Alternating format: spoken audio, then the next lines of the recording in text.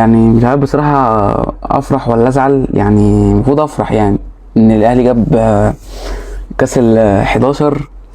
بس هي الفكرة ان انت جبت كاس 11 يعني بالعافية اصلا بالضالين اقسم بالله.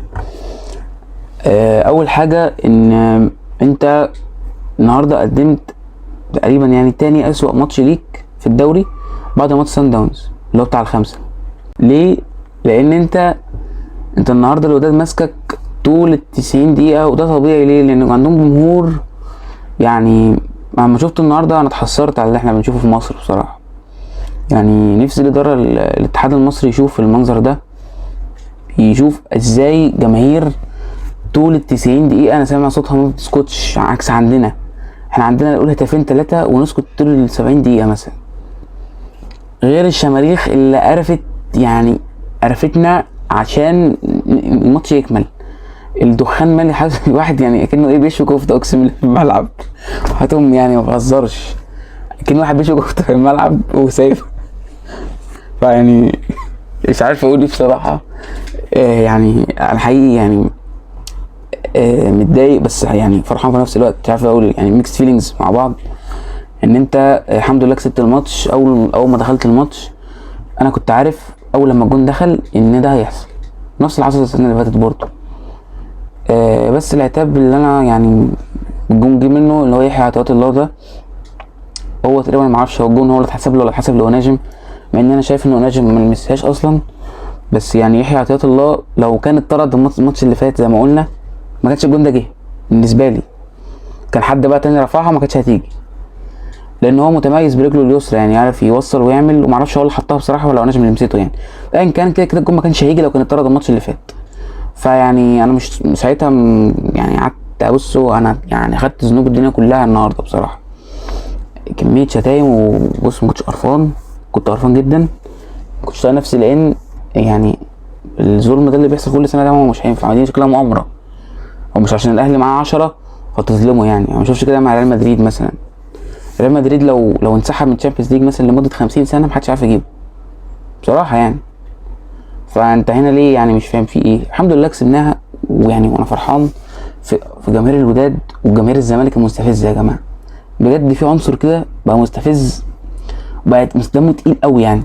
يعني انت اصلا فريقك يعني المركز الرابع وحالته نيله ومش عارف ايه، اصلا ممكن ما يروحش اصلا الكونفدراليه اصلا كمان السنه الجايه، وتقول لي معلش وبتاع. يعني ايه اول ما الجون دخل فينا؟ لا لا لا، كميه استفزاز رهيب مستفزني. يمكن انا فرحان فيهم اكتر من جماهير الوداد بصراحه. يعني كميه استفزاز. يعني انت فريقك اصلا يعني متهان اصلا في كل البطولات، جاي تقول لي تتحفل عليا يعني وطالع من المجموعات كل سنه بقالك 3 سنين 4 سنين يعني ايه يعني بصراحه ما فيش كده بصراحه يعني. وناس مستفزه جدا، في ناس مستفزه بجد، في ناس محترمه على راسي، بس في ناس لا، ما ينفعش، لازم تراجع عقليتها بجد، لان هم كده يعني مستفزين قوي. تبقى انت قاعد يعني قاعد اللي هو قرفان من حياتك، ويجي حد شخص اصلا يعني بلا هويه يقول لك يقعد يضحك ويقول لك مش عارف ايه ومعارض لك وبتاع. اول ما جه الجون بتاع عبد المنعم ده، يا سلام، انا هديت كده من جوه وقعدت ادعي ربنا الحمد لله الماتش يخلص بس على كده، عشان كل الكابوس ده يخلص.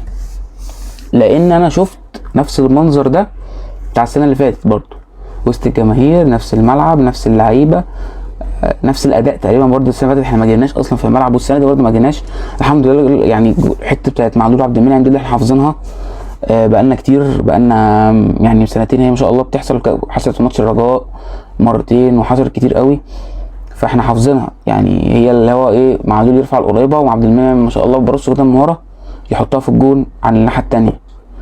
فيعني انا برضو مش عارف اقول لسه مبسوط ولا زعلان، بس يعني ماشيها ان انا مبسوط شويه. اكيد طبعا كاس يعني السنه اللي فاتت ضاع علينا، كانت هتبقى صعبه قوي لو خسرنا ضد الوداد يعني المره الرابعه تقريبا يعني. فلا، كانت الدنيا كده خلاص الحمد لله. في فريق كان رخم طبيعي لان جماهيره ما بتهداش. الماتش ده لو كان بيتلعب زي ايام الكورونا كده من غير جماهير كان الاهلي خلص الماتش عادي جدا. لعبه مهزوزه. عاتب على حسين الشحات لانه متعصب بزياده، كان ممكن يطرد. انا لو كنت حكم كنت هطرده بصراحه، لانه ما ينفعش يشد الحكم، ما ينفعش يشده قعدوا السبراي وبتاع. لو حكم يعني كان هو حكم كده الحكم ده برضو بالنسبه لي هو زي اللي قبله، ومفيش خالص، ضعيف جدا جدا يعني. ده لو كان حكم بقى صارم وبتاع كان بصراحه يطلب حسين الشحات باللي عمله ده. اللعيبه كلها مهزوزه، بتشد تضرب، وطبعا لعيبه الوداد بتستفزهم، ده امر طبيعي يعني. بس لما هديوا شويه ولعبوا بذكاء يعني الحمد لله ايه، عرفنا نوصل عاملين ازاي وجبنا الجون التاني. حاجه بقى يعني بصراحه استفزتني جدا برضه، لعيبه الاهلي في اخر مثلا نقول مثلا تلت ساعه مثلا ربع ساعه، يا راجل ده انت الوداد، انت ما جبت الجون الوداد بدا يهاجم والملعب كله ورا فاضي، مفيش مثلا غير 2 مدافعين ولا واحد والحارس، قفشه بطيء مش عارف ايه وتقيل قوي مش عارف يعمل حاجه.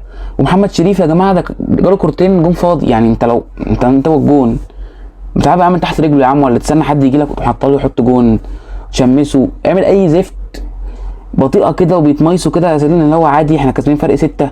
لا كنا جبنا الرابع، جبنا الجون التاني كان خلاص خلصت بقى، كان كده 4-2 ولا حاجه وخلاص خلصت. مش معقول يعني بصراحه الاستهتار ده، حقيقي الاداء كان سيء يعني، لازم اللعيبه تتحاسب عليه، لان يعني مش هينفع لو اتكرر تاني قدام فرقه بقى، يعني فرقه بجد اقوى من الوداد بكتير، فرقه يعني واقفه على رجلها اكتر، كانت الدنيا هتبقى صعبه وكنا ممكن نخسر، وانا كنت شايف ان احنا هنخسر بصراحه بالاداء بتاع النهارده يعني.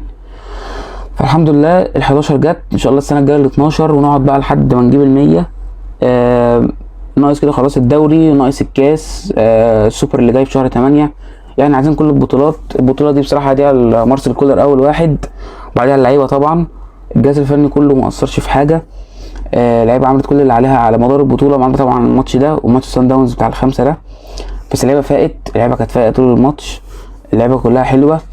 اتمنى نستمر على ده في الدوري وفي كل حاجه، لكن بصراحه اتمنى المستوى بتاع النهارده ده ما يتكررش تاني، لان الواحد يعني نفسيته كانت مقفوله بصراحه، يعني من الحكام، من الجماهير، الشماريخ اللي انا يعني حوالي مثلا ضيعنا بتاع 6 دقايق عشان مش شايفين في الملعب، يقول لك بيعمل كده طول الماتش مش شايف، وقفنا مش عارف خدنا بريك وبتاع، يعني مش عارف اقول ايه بصراحه. يا رب الموضوع ده ما يتكررش تاني واللعبه تفهم. الحمد لله يعني نقول ان احنا نفرح بقى خلاص بال11 ونركز على اللي جاي.